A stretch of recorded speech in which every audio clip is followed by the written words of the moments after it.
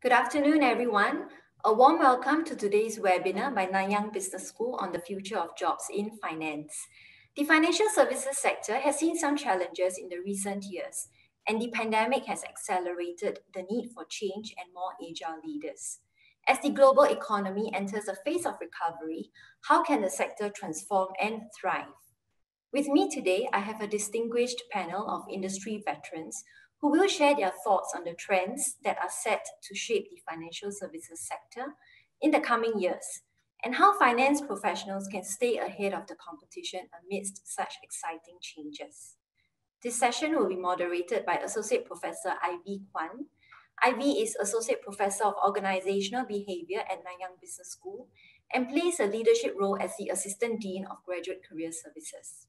Ivy is also a former associate partner with McKinsey, with over 10 years of experience working with boards and C-suite executives in the financial services and private equity sectors, with another 10 years of frontline experience in investment and private banking. Joining Ivy, we have Ms. Deanna Ong, Ms. Lim Li, and Mr. Eugene Zhuang.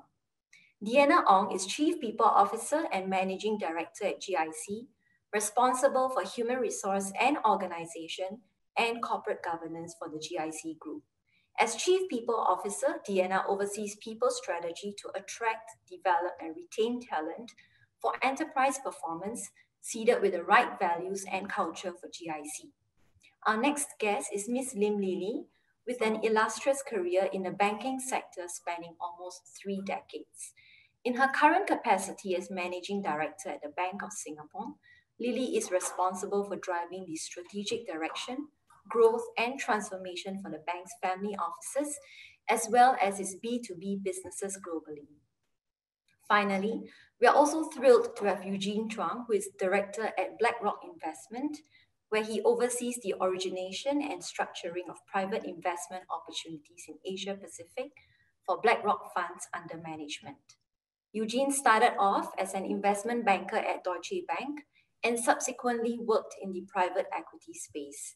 He graduated with first-class honors with a Bachelor of Accountancy from NTU and was the valedictorian of his graduating class. So with that, let's welcome Ivy to start the discussion now. Thank you, Kelly. Truly honored to be amongst peers today and moderating our panel discussion today. So welcome panelists, very glad to have you on board today. Now the financial services sector is one of those sectors that actually expanded last year and expanded by 5.1% in a year where the economy actually shrank by 5.4% here in Singapore. And MAS actually predicted that there will be more than 6,500 new hirings in the coming year. This is very, very impressive across many areas of technology, wealth management, corporate banking, and insurance, right? Very impressive numbers, but as with every sector, there are many challenges. And as most of you are veterans, you will have seen the boom and bust cycles over the last 3 decades, as I have witnessed them myself. Global financial crisis, SARS, and now COVID, GFC as well, between SARS and COVID. Just many boom and bust cycles, right? So I really would like you guys to share your views and your firsthand experience in terms of how you have personally evolved through these boom and bust cycles, and how your organizations have managed through these various changes. So perhaps I could start with Lily, right? You certainly have a very distinguished career in the finance sector, right? Many, many years as a leader. Walk us through how the landscape for the sector has changed, particularly in this new normal state that we are in today. And obviously, what kind of personal takeaways you have in your personal journey as a leader in the sector. Hi, good morning, everyone. Good morning, Ivy. Thank you for the question. I think the landscape in financial services has definitely changed tremendously over the last couple of decades, right? I think through all these boom and bust years, regulators will come up with new regulations to manage risk in the industry. And I think we've seen, as far as wealth management is concerned, we have seen increased regulation, higher KYC standards. Globally, there is also this tax transparency as well as pricing transparency, which has compressed the margin in the industry, right? So while we manage this business, I think we need to be very well aware of all these changes that's taking place. And not to mention that there is also the rise of technology and fintech, which is disrupting the industry in a very big way. We might not see it immediately, but I think it's coming. And I think, you know, in managing this business, and whether in a leadership position or for a new joiner in the industry, we have to keep pace with all the development in the industry and be very nimble, right? Be very nimble and be adaptable to all the changes, because what used to work yesterday, today may be obsolete tomorrow. So I think it's important for us to always constantly update our skill set. And in terms of strategy, I think for an organization, it's also very important to keep pace with all this development and look internally to see if the current organizational structure and how the business is currently organized should be changed, right, in order to adapt and deal with the changes in the environment. I'm sorry, there's a bit of drilling noise. I don't know why it's so untimely. My neighbor decided to drill some holes while I'm talking. So I hope that you're not disturbed by this. No, it's very clear. This is one of the challenges of the new normal, right? Yeah, exactly. Yeah. Okay. So I think the key is you know, in the face of challenges, which will always be there, right? We can never shield ourselves from changes, disruption, and challenges. I think the key to managing all these challenges is to stay nimble and to have good stakeholder management skills, right, to navigate the environment, whether it's to change your business model or organizational structure. I think as a leader, it's very important to have that skill set. Mm-hmm. Yeah, no, I think it's so critical, right? And things are happening at a pace that is much faster than it used to be before. And this being nimble and being agile is something that we hear a lot from many of the employer partners that we have. The need to kind of learn, relearn, unlearn, relearn again is just so much more important than what it used to be. Thanks for sharing that, Lily. Deanna, you play a chief people officer role, and obviously you have a huge responsibility in getting the right people into the organization, right? Through all these various boom and bust cycle. Perhaps maybe you can share with me what you saw and experienced through these various cycles in terms of particularly leadership traits, which really impressed you, and what you personally took away as a leader yourself. You've probably heard of this saying, right? As leaders, we're not defined by circumstances, but in how we respond to them, and more importantly, bringing people along for this journey. And I totally agree with what Lily said, right? How regulations are changing and how we're navigating some of these paths that we've not come through before. So what used to work before does not necessarily work going forward, and the need to be agile is key. So the best leaders, I think, are those who navigate this change well and also inspire their people through good and bad times. And some of the traits that I've seen that have made a difference are the ability to actually harness that situational leadership. So this is about the openness to take in different perspectives of others to make the right decisions, because in times of crisis, we are all trying to navigate this uncertainty. And we have to consider different scenarios to adapt to the changing realities. So leaders who are able to take calculated risks, who are able to stay agile and innovate, will do better. And also acknowledge that we may not have all the answers, and we have to actively listen to the feedback from others and harness the collective knowledge. We talk about diversity of views. So this is where we need to take in the diversity to practice inclusion in order to make these decisions to avoid the blind spots when navigating uncertainty.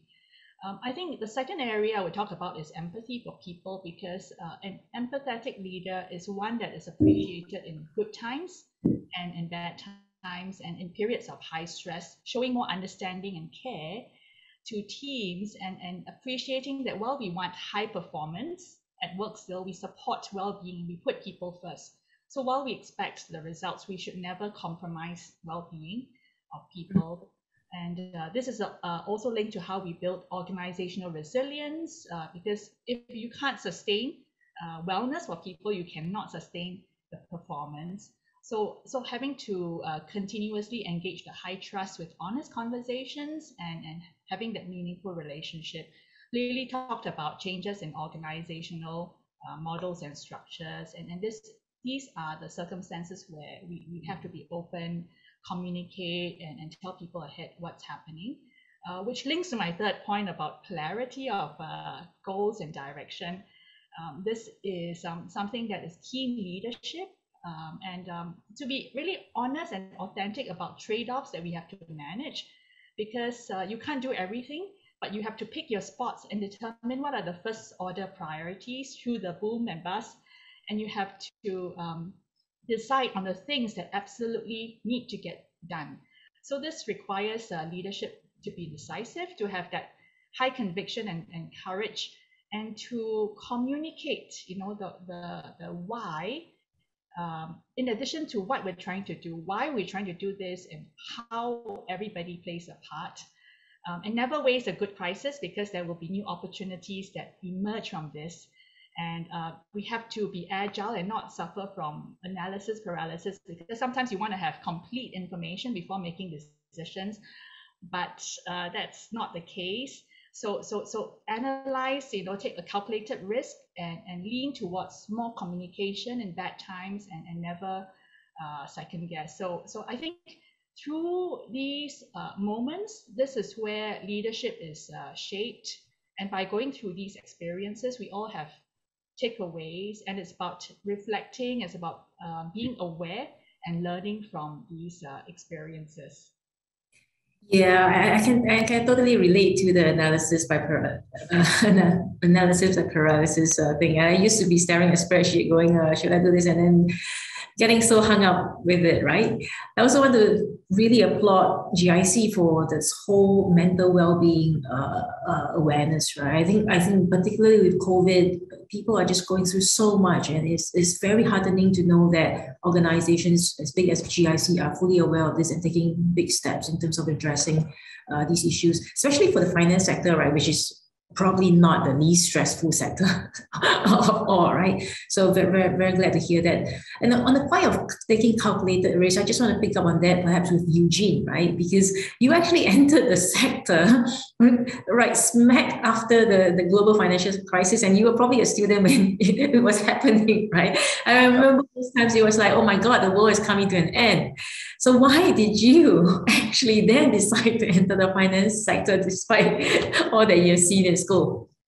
No, indeed. I think those are pretty interesting times. Good afternoon, everyone. It's great to be here. And thanks to Ivy and NBS for the opportunity to be sharing on this panel today. I think I can still remember this was back in 2009. I was on my penultimate internship as an undergrad, and I actually interned at Merrill Lynch. And in the midst of that, really, that was when, Lehman was going under, Merrill was going under. And at the end of the year of 2009, that was when it became, B of A kind of Merrill Lynch as well. So I think those are definitely very kind of interesting times. And again, I think back then undergrads were just less savvy as they are today. I think these days, every undergrad seems to have done 5 internships in 3 years. I'm not sure how that is even possible, but I think really a big kind of shout out, kudos really to the career services team at NBS. Big shout out as well to the kind of alumni network. Even back then, I think that was really superb. So again, I was a bit more of a clueless undergrad back then, and I really didn't know what I was going to do. And then, as a typical kiasu Singaporean, I played it safe, right? I literally applied to, I think, 30 jobs. I got fortunately called back for like 20 plus different interviews with different firms. So literally I was going for like 2 to 3 interviews every single week. And that really gave me the ability to really, speak to kind of different employers across different industries.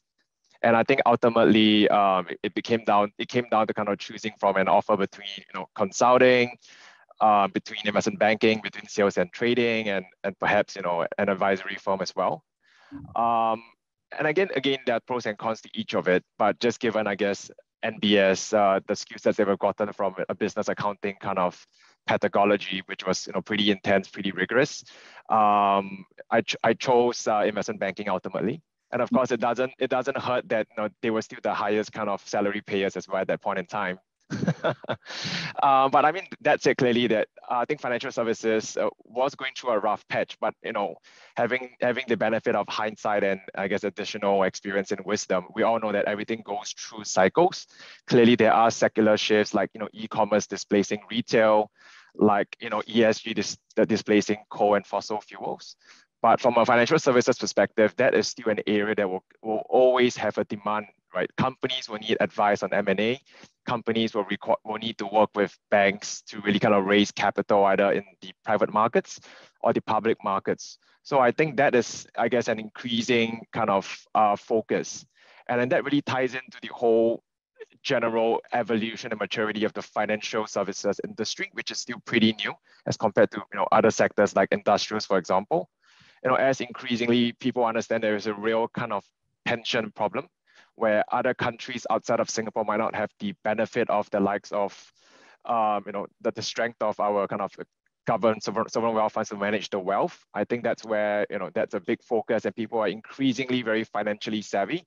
And, you know, the recent COVID example has just shown the amount of tailwinds and penetration from a retail investing perspective, from a kind of even new asset classes, digital assets like crypto perspective. So I think all of that, you know, just despite I guess the recent kind of kind of overhang of the GFC, clearly I think this is a sector that's very dynamic, filled with intelligent individuals that have the ability to adapt and kind of realign themselves. I think that's really the beauty of the Darwinian nature of the financial services industry. Yeah. Yeah, and it's kind of nice to go into a sector that is going through a crisis, right? You actually learn and develop a lot as an individual. Very happy that you hear that the MBS education had given you a pretty high ROI, right? I'll be very, very happy to even get one interview, right? Let alone 30 interviews. So congratulations there. So here really at Nanyang Business School, I think that is our strength. Right? We have a very strong standing within the finance sector, and I'm very, very thankful to all of you for your fuller support and continuing to hire our graduates. Our heritage in terms of technology obviously gives us an edge, especially in this time where fintechs and any kind of technology is disrupting the world. Our leadership in terms of research or in the area of cultural intelligence actually help our students kind of lead and innovate and transform agilely in the workplace, right? So hopefully Eugene, what you have garnered here at NBS had really prepared you for the workforce. So maybe I'll just tap into your know-how a little bit, because we do have people in the audience who are keen to get into the sector. They are students or they could be applicants. Share with us, what they should be doing in school to get the same kind of mileage and ROI that you got. Yeah, I think again, very thankful to the experience I had in NBS. I had the privilege to really kind of get the Nanyang scholarship. So effectively, I didn't even kind of pay for school fees. So the ROI is essentially, I guess, I know it's an error basically. So appreciate that kind of privilege. Yeah. I think in the end, it's all really about attitude, right? And then people are talking about IQ, EQ, AQ. I think each are really important, but effectively, it's the attitude that you take to it. Again, there are these opportunities out there, but it's really up to the individual to decide what they get out of it. Constantly coming in, figuring out what you can do, how you can do the same things even better than the day before. How do you kind of reach out proactively to get access to the right opportunities, to create these opportunities? I think that's kind of super important. And again, I mean, might be less relevant for the audience on this call today, but from an undergrad perspective, beyond, I guess, the kind of the actual kind of official kind of learning, there's a lot of these kind of out of the classroom learning as well. Even back then, like case competitions, you can have mock investment kind of portfolios. You can proactively network with alumni, and really kind of speak to kind of professors or people in the industry to get their thoughts on the latest kind of trends, insights, analysis, and just really being proactive, staying on top of your own development, I think is important.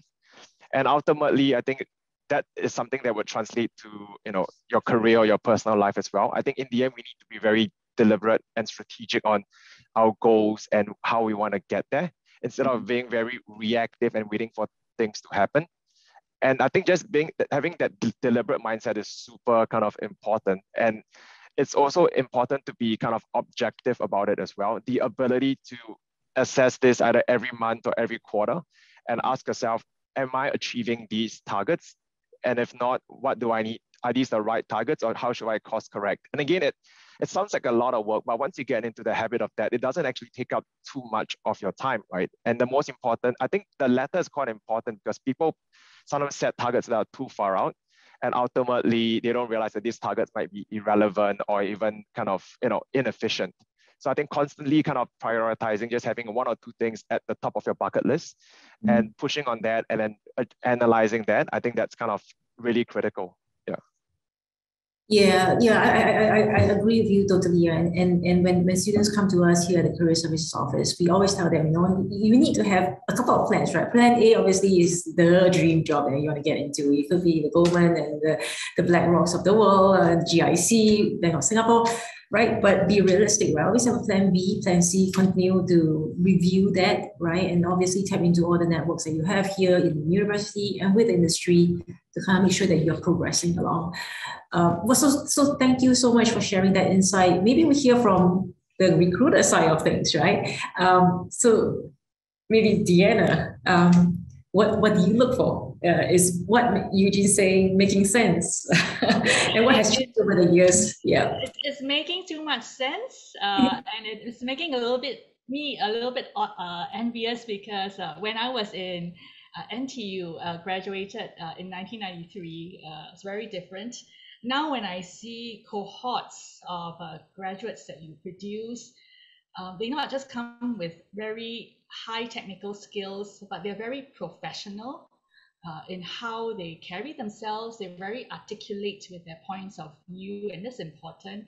And more importantly, they are very tech savvy, because I think what NBS has done is to incorporate a lot of these technology, data analytics modules in your program, and the students who come out actually are able to do the basic programming. They're able to use data to gather insights, tell a story, and this has made a big difference.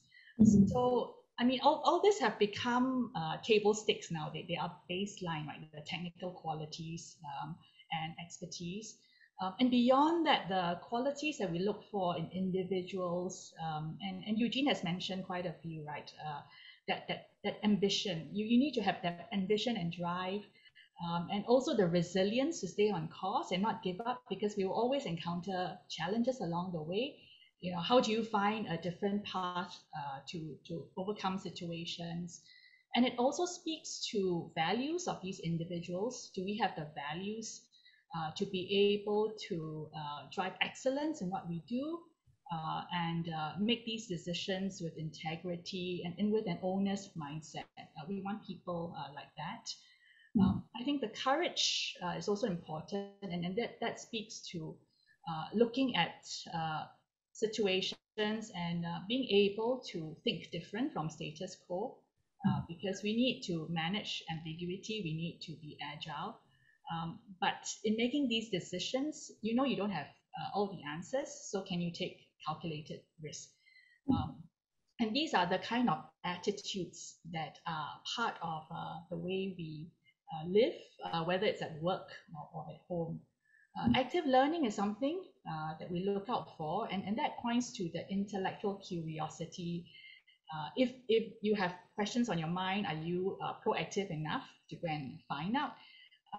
And when you get these insights, can you integrate these and pivot to new habits that will allow you to do better? I also talk about people skills, because we don't work alone, we work in teams.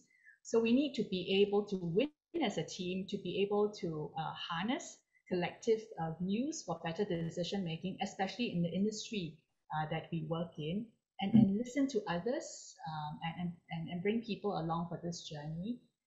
And lastly, I'll talk about the strategic perspective because that points to how we're able to use the knowledge that we have in order to deal with complexity, understand the bigger picture, join the dots, because when we make decisions, it's not just on our parts, but as a whole. So linking up some of these contextual issues, and these are individual qualities. I think we also need to understand why we look for these qualities, right? And the why is in what kind of culture we're trying to build and how each of us contributes to the right culture and environment for success. And I think of it in three ways. If someone is already purposeful, how do you use that purpose to allow and drive that ambition in the organization? So we go further with collective aspirations, with courage and ability of teams to push boundaries and pursue ideas with strong conviction. We talked about agility earlier, and that's about going faster, being nimble, because in a VUCA world, realities are always changing. So we have to be ready to pivot promptly and not just wait and see because the game may be over. But we also have to survive the path. And that means having that perspective to solve problems and cut through impediments and not give up. So that's how the resilience is applied at work. And going together, because alone we can only go so far, but together we have a better chance of surviving the journey. And that's about seeking countervailing perspectives, promoting honest debates. May take more time to get everybody's views, but then that's how you uncover differences in opinions and you enhance the quality of decisions. And providing that psychological safety so that everybody can contribute. Yeah, it sounds like, wow, you really need a superhuman to be able to really flourish in the finance sector, because it's a combination of hard skills, which you just need to be very strong in your technical analysis, and then you have to be resilient and you collaborative, you need to be able to solve complex problems, so on and so forth. If I were to be going for a job today, I'm sure I'm not going to be able to get it. I'm so happy that 25 years ago, all I needed was to be an Excel guru. So, wow, the bar has definitely gone up a lot, and definitely I think this is an evidence of how the industry has evolved and the cadence that the industry is moving at, right, which is much faster than any other sector. So Lily, as a line manager yourself, perhaps share with us some experience you had in terms of you building your teams and what you look out for, and some tips for our audience in terms of how to cross some of these barriers, right? The bar is so high. Right, sure. I think Deanna has made all the good points, right, about, you know, what are the necessary skill sets today to have in order to excel in the industry. I think I just to add to that, right, is I think a positive mindset, right? All leaders have to be positive and optimistic. I think this is so important because when you're facing challenges, if you have a leader that comes to you say, oh, this is impossible, there's no way we can do this, then I think he's setting himself up for failure already, right? I think all leaders have to have that positive mindset. And it is only with that we can lead a team successfully, because how do you convince people to get on board when you yourself have no confidence and are not sure of your likelihood of success? So I think that is really quite critical. And the other thing is that, you know, today's generation is quite different. I don't know how old are all of you here, probably all under 30, I would assume. You know, I think gone are the days when you can have a top-down approach in management and leadership and say, this is the way we do it, and, you know, take it or leave it, right? I think this doesn't work, and it's very critical for leaders today to have the ability to bring people on board without that authoritarian approach, right? How do you do that, right? How do you make people own a decision? So it's all about the skill set and ability to convince people to help them understand that this change is necessary, that it is good for everyone, right? So I think in hiring people, same as what Deanna has said, we try to assess all these abilities within the candidate, right? It's not just having that being an Excel guru or, you know, being expert in SQL or data analytics skill. We look for people with multiple skill set, right? You cannot be a specialist in one thing and have no skill in the other area. The challenge I find today, right, when I talk to candidates, although they're all very well trained, high technical skills and able to present well, they tend to be very one-track mind and very specialized. I think today what we need are people with a balanced mind, having an understanding of not just the technical aspect, but also the regulatory impact of the decisions that they make, understanding of how the other parts of the organization work, and how to harness the strength of everybody in the organization to help him achieve his goal, right? So it's about having that very balanced view, not a narrow-minded one-track view of his area of specialty. So, you know, if anything, I would advise people to really train their mind and talk to different people in different areas to get a very good understanding of their perspective. I think that will help us become better leaders. Yeah, I can't agree more. I mean, the bar is so high, right? That just being technically strong, which a lot of us think is enough, is just not going to take you very far. And I personally have seen people tap out, right? Just because they don't have all these skills that you guys are talking about: resilience, empathy, communications, influencing skill, managing difficult stakeholders, and they just tap out, right? They stop at the VP level and then they start wondering, okay, what's next? So I'm very glad that as you guys are selecting people into your organizations, you're actually already looking for these kind of traits so that they actually don't tap out the way I've witnessed some of my peers did. Yeah. So hopefully here at Nanyang Business School, we are actually preparing our students for the real world, right? One of the things that we actually do is actually put them in real life projects with industry. We have industry veterans like yourself entering the classrooms and sharing some tips with them. We have networking sessions that we constantly hold for our students, and really is to put them, you know, really in the midst of industry, right? And really to hear from veterans like yourself. What are some of the key success factors, right? Instead of just focusing on the GPA. Okay, so let's switch gear a little bit. Thank you for sharing so much in terms of the tips and what you're looking for. Maybe shift gear a little bit and do a little bit of crystal ball gazing, right? I mean, you guys talk about fintech, right? And fintech has come disrupting the world. And then sustainability is on everybody's mind, right? So in light of all these disruptive trends, maybe Deanna, you could share with us how that translates to you in terms of managing your pipeline in a way that can help you deal with all these disruptions. And I'm not even mentioning enough, right? So you probably know more disruptions than I do. So tell us how you do that. I would say that at an individual level, it's to know our strengths. I think when we describe some of these aspirational qualities, it can be quite daunting. But I think without knowing what aspiration looks like, we don't have something to aim for. So this gives a picture of the ideal state.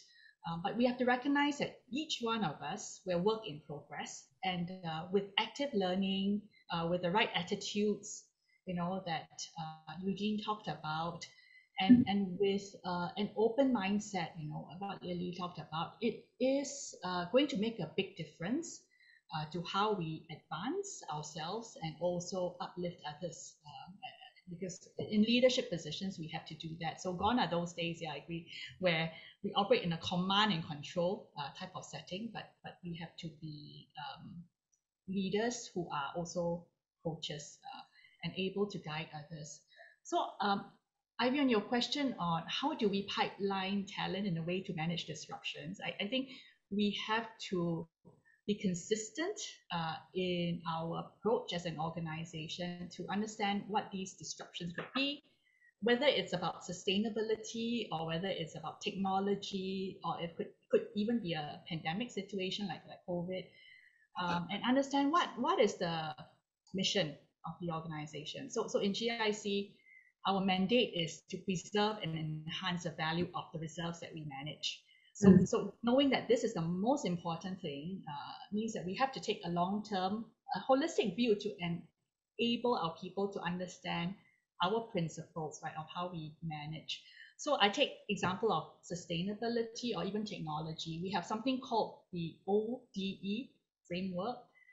It stands for offense, defense, and enterprise excellence. And I think this framework is something that is generic and can be applied to many situations. So when we talk about offense, it's about how we capture opportunities by integrating sustainability in our investment processes. For example, considering how ESG issues, right, need to be factored in the due diligence that we do, in our risk assessments, and in monitoring assets that we already own. It also means going out actively to engage portfolio companies on what's the best practice and advocating for positive environment and social outcomes, and looking for opportunities to invest in thematic changes. It could be climate, renewable energy assets, greener buildings, and technologies that support that low carbon transition. So offense is about going out to seize these opportunities. And then defense is about protecting our downside, because being risk aware, we have to safeguard the value and protect our downside by screening existing portfolios for a variety of sustainability issues, avoiding assets that are more exposed to ESG risks.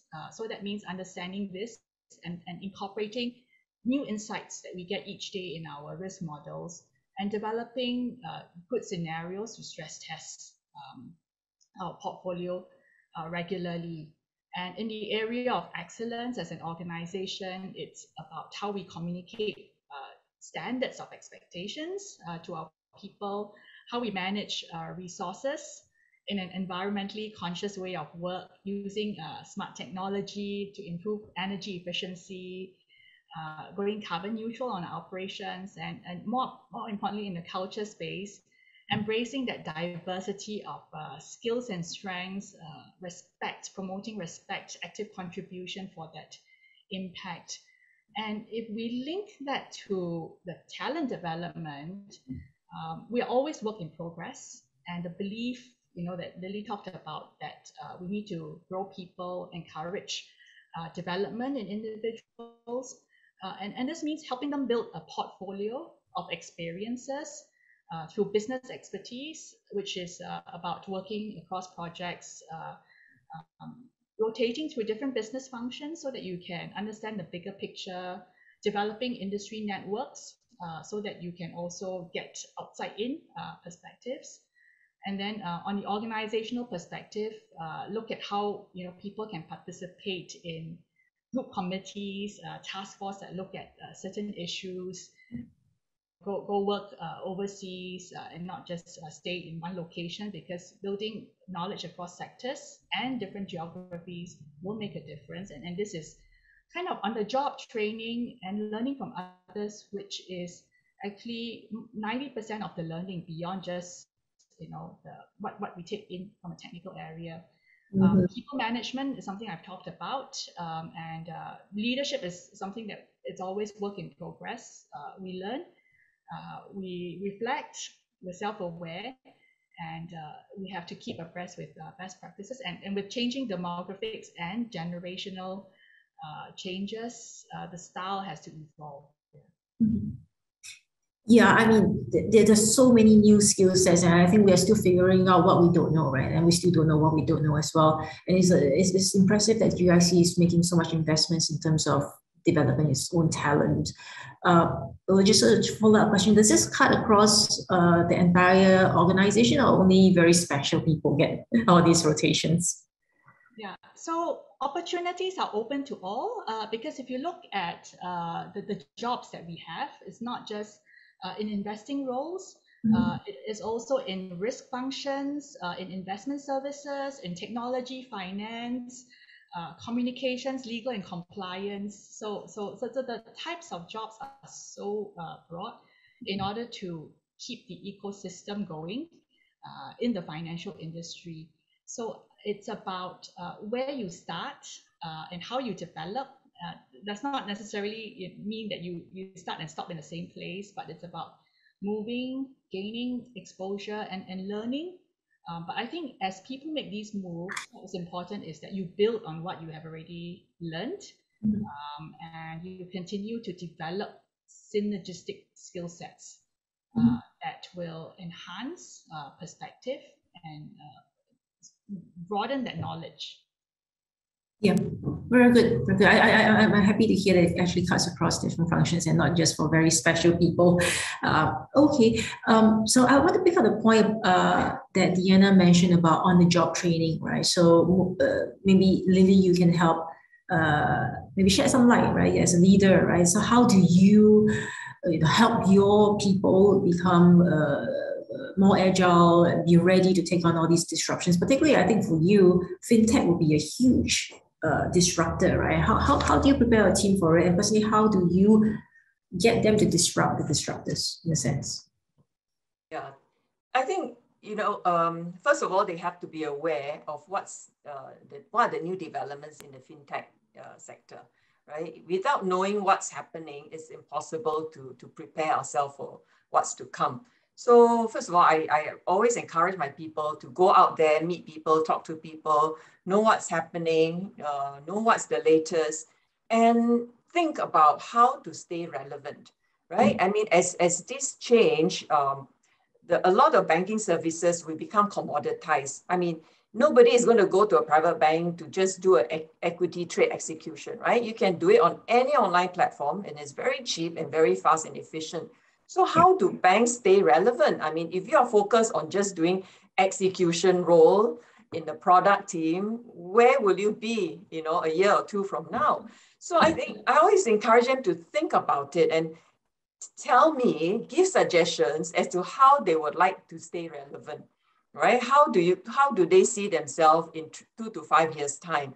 And have that thinking themselves, because the worst thing a leader can do is to think for them and to decide for them. We can point them to the right direction, tell them what to look for, and have them think for themselves, right? And I always want them to make their own decision. And I'll challenge the decision. Why do you decide to do this? And why not that, right? And have them come with a decision which they have to own. I think this is part of training, and it's very important for them to go through this, because sometimes as leader, we tend to be overprotective and think on their behalf and just prescribe a solution. I don't think that is the best way of coaching people, right? Yeah. So how do I encourage them to learn? I think at the end of the day,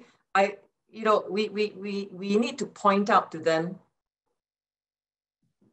where you want to be, right? What is your goal, right? Understanding where you want to be is very important in crafting how you get there. Right? I think so as what Deanna has said, right? It's very important to stay focused. And Eugene also made the point very clearly that you need to have goals. You need to know where you want to be in 5 years, and then you set short-term goal. Am I achieving what I'm achieving? And then assess and review. Is this something really for me? Do I have the necessary skill set to be good at what I want to do? Or should I be re-evaluating and think of something else, right? We have to be realistic. We all have different strengths, and some people are better at certain things than others. So that constant evaluation is very important.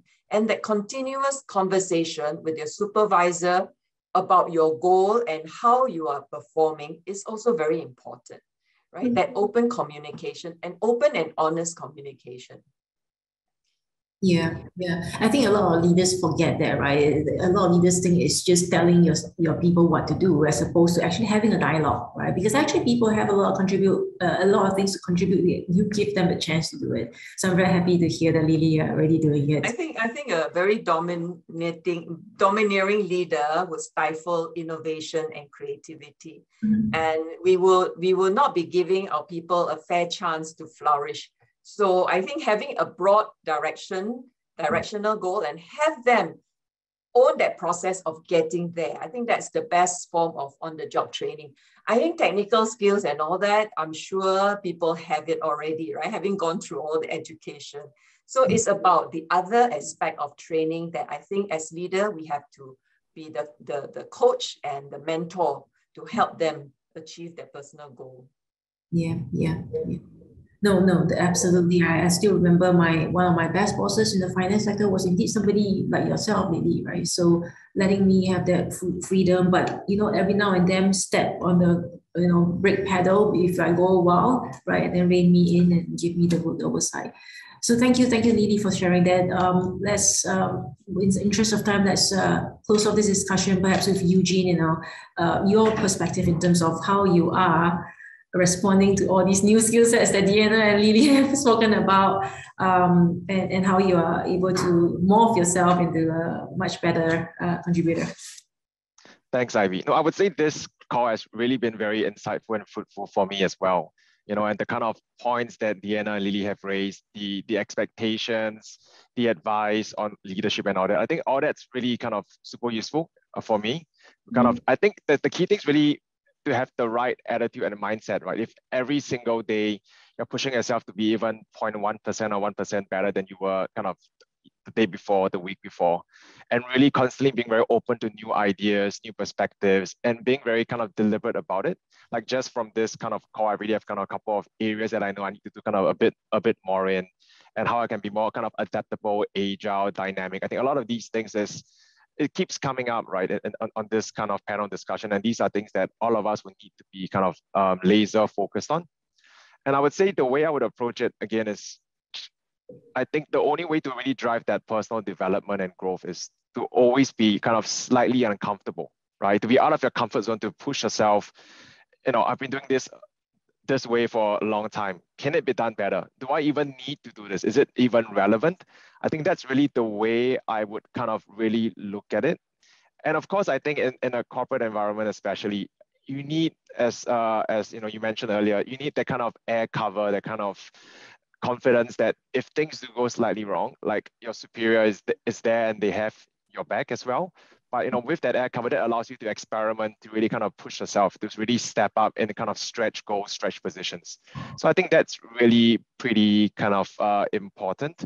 And I think it was also mentioned earlier about having a kind of an owner mindset.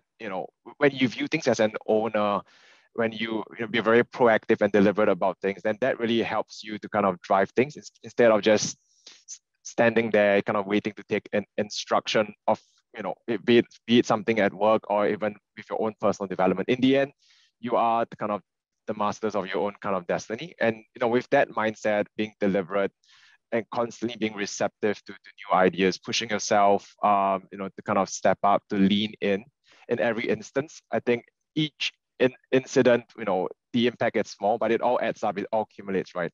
On the finance world, we like this term compounding returns. It all compounds essentially. And that's, I think, absolutely kind of critical. Yeah. I'm sure. I'm very glad that you are developing very nicely, Eugene, as one of our very prominent alums. Really, really happy to see you at where you are today. So thank you so much, panelists, for all the great insights. I think we still have some time to allow our audience to ask you some questions. So they're coming in fast and furious. So please bear with me as I look at some of the questions here. Okay, here. One question coming from somebody who's thinking of applying to business school. And anyone of you feel free to answer. How do you think a business school education can help me in entering the sector?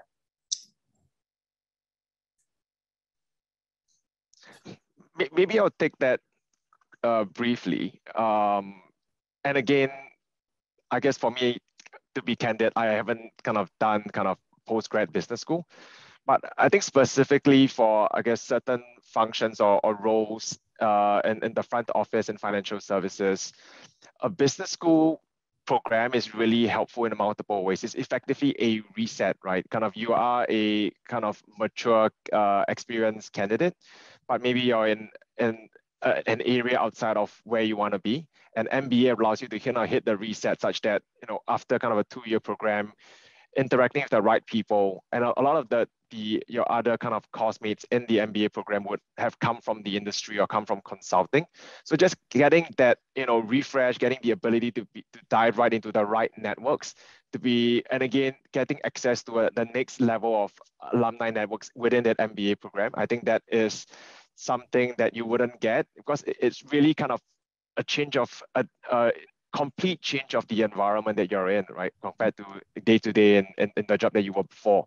So I do think kind of it's helpful. And again, in certain industries like, you know, private equity, strategy consulting, and a couple of these other industries, I think an MBA program is definitely valued. But I think one point that has been mentioned on the call many times, you know, by Lily and by Deanna as well, it's really not candidly the academic rigor, because I think all of us, I would think, rank pretty highly on an IQ basis. And the way I look at IQ in a corporate world is you need a certain minimum bar to succeed, right? Below that bar, you do struggle on a basic task. But beyond that bar, that's really kind of very strong diminishing marginal returns, and things like EQ, AQ come in. Building your networks, being visible, stepping in and leaning in. I think these are things that, you know, an MBA program would be helpful, because it puts you into the right mindset. It surrounds you with, you know, dynamic, intelligent individuals as well. And all of that kind of, again, should ideally put you outside of your comfort zone so that you can develop and grow. And I think hence, you know, that would really be kind of helpful for certain subsectors or roles within the financial services industry. I would add that it's important to think about what you want to get out of the MBA. So begin on any journey with the end in mind. That's something that Lily raised, right? So if you know that is something you want to work towards in the next 5 to 10 years, then looking at the MBA, what does it help you to develop in your own exposure? And it could be about building that breadth. Let's say if you were somebody who is tech trained, right, came from say accountancy or computer science, and you want to move on into a more general management role, an MBA would help you to gain that organization perspective, understand how macro interacts with the micro factors in the global economy, to join the dots, understand how business models, organization models are linked and can evolve with thematic changes in the world. I think the MBA would also have things like financial analysis skills and modules that can add further modeling skills to the individual to be able to be more hands-on, building that strategic thinking, and being able to also develop your networks, because your classmates will be coming from different industries, and coming together to talk about, hey, what's shaping worldview allows the individual to advance, you know, with these experiences, learning from others, but also to understand the trade-offs, because when you do MBA, right, whether it's full-time or part-time, it means taking time away from something else. So you have to believe that that value is worthwhile, and to be able to take that in the context of your personal development. Thank you. We have one question, and in the interest of time, I'm going to pose it to Lily and Deanna. So this question is, what are the challenges which women face in the finance industry? Right, both Deanna and Lily are role models, and I'm wondering how you both accomplished so much in a male-dominated industry. So who wants to go first? Eugene, you cannot talk. Okay, Lily. Eugene can be our male ally. So I was actually in the male ally session just yesterday. I think that's something that's gaining momentum, yeah. and this part is to be played by both male and female, right? Despite coming from privilege, I think there's a part for all of us to play. But of course, ladies first. Yeah. You can start the ball rolling. Yeah, okay. I think we are very fortunate to be in an environment and in a culture where women are given equal opportunity to thrive and succeed, right? I mean, had we been doing this in some other places, we probably would not have such opportunity. So I think, first of all, we mustn't think, I have never thought of myself as a female and therefore I should be different, or I'm a female and maybe I'm being discriminated. I never had that mindset, right? I think it's like when you're in school, you just strive to be the best, right? The best that you can be. Doesn't matter whether you're male or female, and you do your job, you hope to get noticed. But of course, women and men are slightly different. Men tend to be more vocal and they tend to push for the agenda far more strongly than we women, and we tend to take a more kind of cordial approach, right, in doing things, and tend to be more persuasive as opposed to authoritative. But I think these are traits that we should use to our advantage, right? We have these qualities and we can differentiate ourselves also. So whether it's in leadership or when you're trying to climb up the ladder, I think make use of our strength and get to where we want to be, right? I don't think we should ever let our gender dictate where we should be and how we should perform in our job. Yeah, I fully agree. And sometimes, I fall into the trap of discounting myself as well, right? Just because I'm a woman, I kind of like, there's so much self-censorship. And when you're in a boardroom with men, you kind of fade into the background. And I really like what you're saying, don't let that deter you. And then also the point that you play to your strengths, right? Don't be someone that you're not. Don't try to be like a man, right? Yes.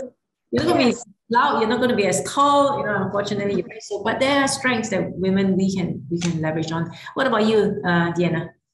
I agree with everything that Lily has said, and I would add that actually, if you look at the financial industry, we don't have enough role models because as a factor of where the industry is now, you have fewer women in the top jobs. You have fewer women in, say, investing roles, which means that we have to influence that shift over time, right? So for people who are coming out from school, where we look out for applications, we insist on 50-50 type of a candidate slate, and having these tracking mechanisms actually allow us to more consciously and manage the process so that you increase the opportunities to get women into these roles where you see fewer representation, and I think over time this has to change. But beyond gender, which is only one dimension, is also looking at different areas of strengths, because whether we are man or woman, we bring different strengths to the table, and understanding our own strengths allows us to leverage these qualities for the best outcomes. So being authentic and not being shy about who we are, because there are qualities that we can use to our advantage. The other thing we have to guard against is stereotyping, because sometimes there can be unconscious bias, stereotypical thinking, like, okay, you assume that, a woman is like this, more emotional, more indecisive, but actually it's not true. I've seen a lot of women who are very decisive, very bold, versus some men. So these cognitive qualities actually reflect the individual beyond gender. Unfortunately, because of some legacies, because of, say, traditional culture, it could perpetuate the beliefs that are not true. So we have to get rid of these myths and be able to talk about it openly. So this is where male allies make a difference. So the conversation is something that is broad, and everybody contributes to building inclusion, because diversity alone is not enough. You need that inclusion so that each one has a voice to bring value. So let's move on to our male ally. Eugene, anything else to add? No, I think these are definitely great points. And as Deanna mentioned, it's really everyone's responsibilities, right? Male and female. And it really, keeping these points in mind, affecting or adapting our everyday decisions and actions, big or small, I think is always going to have an impact.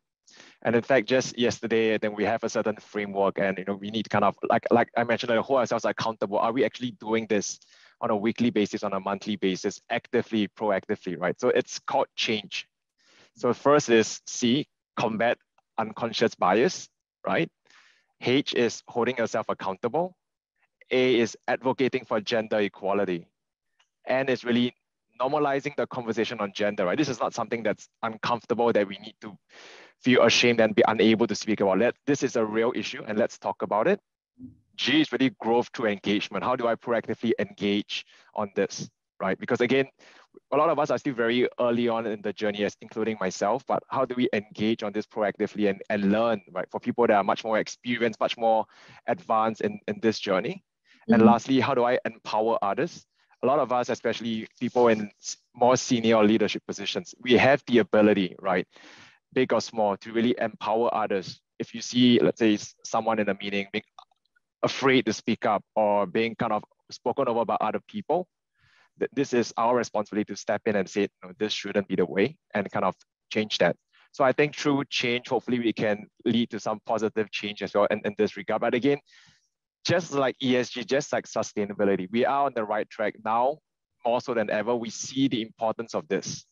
But we really need kind of continual kind of actions to really kind of push on this front to make real progress.